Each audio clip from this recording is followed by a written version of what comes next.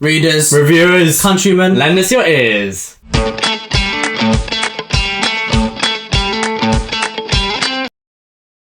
And a huge thank you to all of our Patreons. Thank you to the Pit Fighters, the First Swords, and all of the Bright Stars, Truth and Courage. Hello and welcome to the channel. Today myself, Ed, and my other personality, Will, are going to be reviewing 2 books. Number 1 will be Sons of Darkness by Gourav Mohanty. And number 2 will be The Combat Codes by Alexander Darwin. Both of these are brand new, fresh, clean, beautiful, good smelling releases. It's true. Agree? Agreed. And we will start with Sons of Darkness. Let's do it. So Sons of Darkness is... It's brand new, fresh, good smelling, epic fantasy book. The first instalment coming out, I think, a week before this video comes out. And Sons of Darkness is a new epic fantasy book which is inspired by the Mahabharata, which is the longest epic poem, and it is of Indian origin. And Gourav Mohanty has kind of been inspired by that and created an epic tale out of it. He has written the book that he wanted to read, and it is fantastic. It is a sprawling epic that is reminiscent of Game of Thrones, with the political strife that makes that series so popular. There are some unhinged characters in this. There are some fantastic characters there. Well, everyone's pretty fantastic, aren't they? But it is a book that, as we are character readers, it is a book that has some very, very strong characters. And essentially, it is a book all about strife, isn't it? It's about conquest, is about families tearing each other apart, families standing by each other.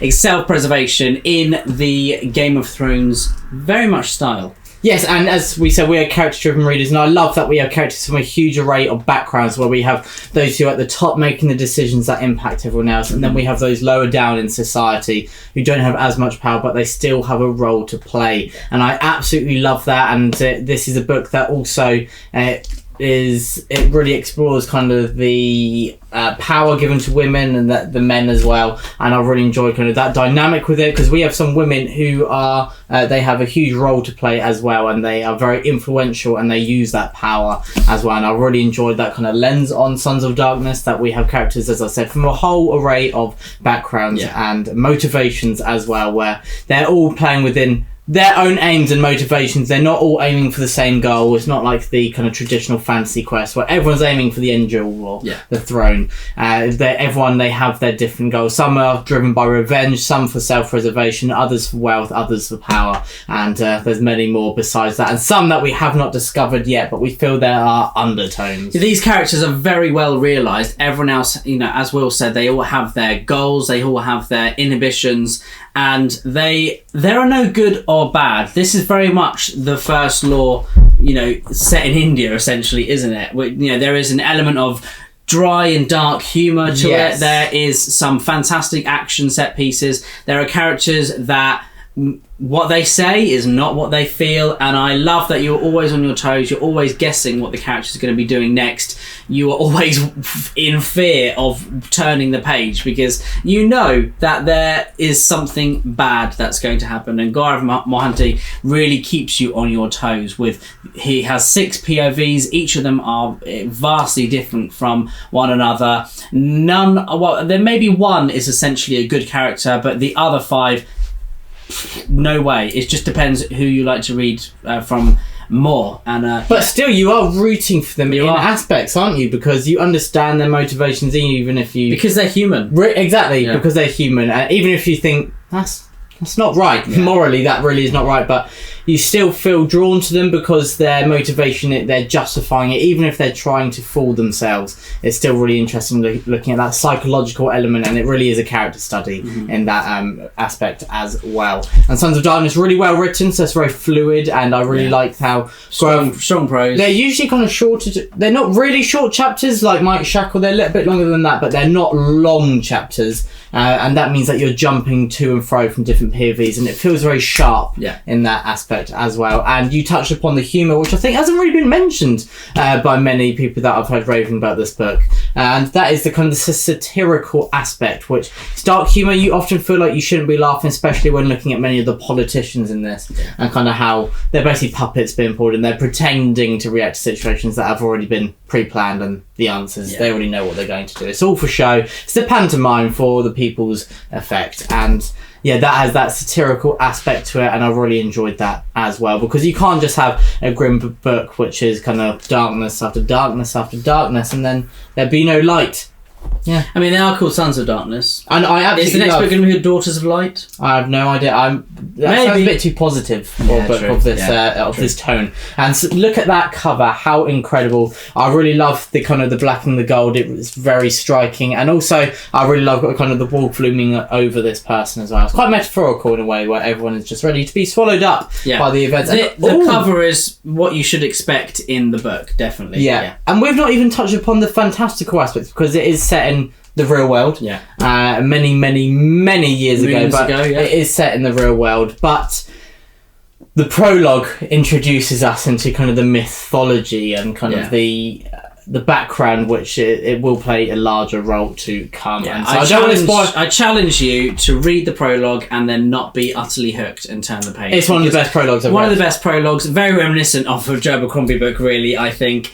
One that is very well loved in the community. But this prologue is absolutely fantastic, and immediately you have a feel for Gourav's voice, for his way of describing character and the sense of humour in there, and also the brutal nature and the themes that are going to become very prevalent the more and more you read Sons of Darkness. So it's absolutely fantastic read for me. I loved it. Will loved it. We had the pleasure of interviewing Gourav Mohanty on the Broken Bindings Instagram account a couple of weeks ago, and that was so much fun to really pick his brain and see the inspirations behind that. And it is a fresh fantasy. It's, lots of people use the word fresh when we talk about reading a book that is set in a culture that is averse to, medieval Europe.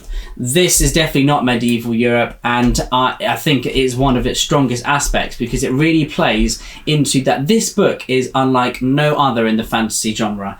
So, I absolutely loved it. You loved it. It's a great read. Sons of Darkness, pick it up. It is epic, it is big, but it's pretty easy to fly through as well. It's a bit like, some people say I've read one book by Brandon Sanderson. They say Brandon Sanderson's books are huge, but they find it hard to kind of speed through them, even though they love it. They feel like they have to take it in chunks. It's a bit like how I felt with Wolf or Hilary Mantel. But this Sons of Darkness, you can kind of fly through, very accessible, very easy to follow, and it's easy to kind of binge as well, which is always a bonus. And so Sons of Darkness, Gourav Mohanty, pick it up. And now a word from our sponsor. He's kidding, but we are going to hand over to Gourav, who he has very kindly done us a short video giving a pitch of Sons of Darkness. So if any of you are interested in kind of the themes and the story he talks about, then you'll know this is a book for you. Imagine a world where the political intrigue of a Game of Thrones meets the sibling strife of HBO Succession. Now spread this over an ancient Indian landscape rife with a magic system based on millennia-old concepts of mandalas, chakra and yoga. This is what we get when you open Sons of Darkness, a grimdark reimagination of an ancient Indian epic poem called the Mahabharata. Hey guys, I'm Gourav Mohanty, and a big thank you to Will and Ed for giving me the opportunity to connect directly with your readers. The bare bones of Sons of Darkness saw the light after I watched the first season of Game of Thrones, and then consumed books 1 to 5, and then discovered, shockingly, that there is no epic Indian fantasy book, leave alone a grimdark fantasy book. And this was an anomaly given that ancient India is the cradle of the genre. In fact, the magic system of Robert Jordan's Wheel of Time is completely based on Indian mythology, and so is the concept of Matrix from Keanu Reeves' movie. So building on that Toni Morrison quote, which says that if you badly want to read a book which is not written yet, it's your duty to write it, I decided to go out there and play Thanos and reimagine ancient India in a completely grimdark perspective. Because my desire was just not to marinate in the spices and sherbets of my country, but to discover through deliciously dark characters a world built on millennia-old South Asian heritage and history. Be it through the eyes of a master swordswoman who commands an army of castaway girls, or a cross-dressing gender-fluid pirate princess with no conscience filter, or a lowborn archer rebelling against a caste system. I know not who might touch a chord with you, but if by the end of this book, you end up ordering naan and curry for your dinner, my ocean will be complete. Thank you so much for patiently watching this video, and until we meet, Namaste. And the next book we're going to be talking about is The Combat Codes by Alexander Darwin, another new release. Now, this book was, I think, actually, Sons of Darkness was as well, but both books were originally indie books, and they've been picked up by publishers. Correct me if I'm wrong, Will, but I believe The Sons of Darkness was as well. So, it's really great to see that the books are getting wide acclaim in the indie circle, and then they're getting picked up by one of the big five, which is always a good thing, isn't it? It shows that publishers are looking at the indie circles, and they're listening to readers. They're listening to readers. They're looking for books outside of the traditional kind of comfort zone, really, aren't they? And both of these books are very different in concept, in originality, and in delivery to many other books in the fantasy genre. But The Combat Codes is... I'll let you talk now, Will. Oh, thanks very much. Well, The Combat Codes, Alexander Darwin, the context is that he is a Brazilian Jiu-Jitsu kind of specialist, isn't he? And he's a teacher of it as well. And he said that played to his strength. His experience, he's made sure to bring that experience into this book, which is very martial arts orientated. It is fantastical. We have an incredible array of different kind of factions at play, and we only learned kind of a small portion of the context of those kind of conflicts between them, and I'm really looking forward to finding more out in the future installments. But what we get is great. We have a really nice taste for it. It's not the main element. We're not really expanding and exploring this epic world, at least not in book one. I feel like that may be a bit of a change of setting in book two, but this is more about kind of looking at people who are kind of brought into fights in the lower echelons of society, and it's quite brutal, and using these people, these kids really kind of as fodder just for people's amusement. But then you have these higher parts where they're called the knights, and they're basically the best of the best that are brought into a training school, and the Knights of Gourav. Exactly. So sorry. No, we have two main POVs, and one of them is he used to be a very famous fighter and a knight, and now he's basically, his job is to find fresh talent. The unwilling trainer. Unwilling trainer, and he finds fresh talent basically, and he finds who the other POV is. Yes. So essentially, this book is a mashup of Warrior, which is a film about MMA, mixed martial arts, Tom Hardy, meets Red Rising, in my opinion. Yeah. Great film, fantastic series, and here Alexander Darwin takes it in his own direction. Essentially, we have, imagine if empires solved their disputes and solved their wars and solved any issues, really, through one duel, which is hand-to-hand combat. And here we have... That sounds like a very simple book, really, doesn't it? But that's far from the truth, because there are some plot twists. You have much more going on around in the background, focusing on the unwilling trainer, don't you? And yeah, I really love that you have these political machinations going on in the backdrop of the other POV, who is trying to find out who he is, what he is meant to do with his life, where he has come from, essentially, really, isn't it? Yeah. I really like the juxtaposition of that that aspect of it, really, that you've got this character and he's constantly fighting, he's constantly dueling, and it really plays on him. I really like how Alexander Darwin takes on those psychological effects, really, of that being your lifestyle, as well as the older character who's seen everyone come through the ranks, has seen it, done it all, got the t-shirt as well. And I really like the characters. I think the secondary characters are brilliant as well. I think it's set them up really nicely for book two as well, and I really like how the cast really support the central POVs. Yeah, it's a brilliant take on the training school trope as well, which at times can feel a bit saturated because it's been done so much, but I really enjoyed this very different take, especially with the martial arts focus.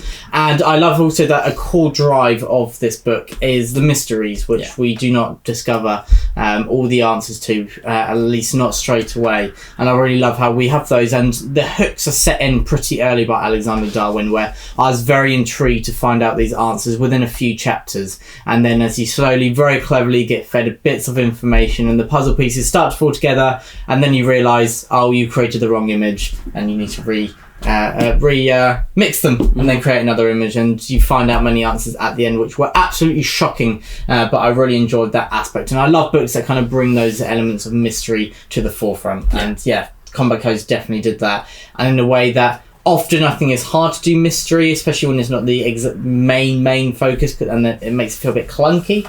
But I think Alexander Darwin did a great job of dropping hints, but not too obviously. It wasn't like, this doesn't mean anything, wink, wink. It came into play very naturally, and I've really enjoyed that.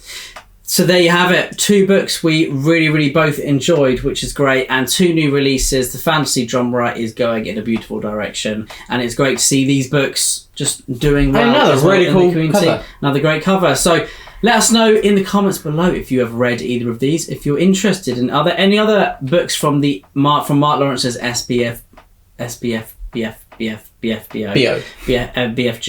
that you are interested in reading, and any that you think will be picked up by a publisher, but let us know. Sponsor number 2. As we did with Gourav, we're going to hand over to Alexander as he gives a little pitch of combat codes. Thank you so much, Alexander, for doing this. And so much for the money. It's amazing.